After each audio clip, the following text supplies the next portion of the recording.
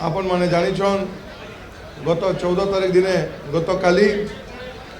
Bharatiya Janata party Nuapada उपनिर्वाचन रे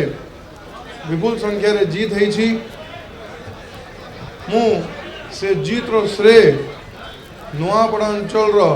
बासी जीत रो श्रेय देवी। Bharatiya Janata party double engine सरकार जीत अच्छे सांगे सांगे मोर बापा स्वर्गत राजू भाई ढोलकिया जीत अच्छे आमर यशस्वी प्रधानमंत्री एवं लोकों जन जन हित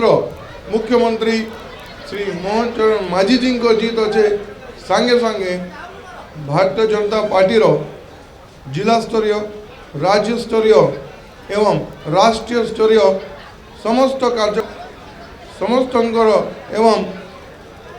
संगठन जीत अच्छे जे आसिकरी नुआपड़ा उपनिर्वाचन के दायित्व नहीं एवं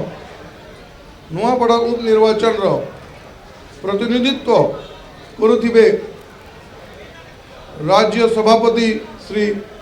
मनमोहन सामंत महोदय, जिला सभापति श्री कमलेश दीक्षित महोदय एवं समस्त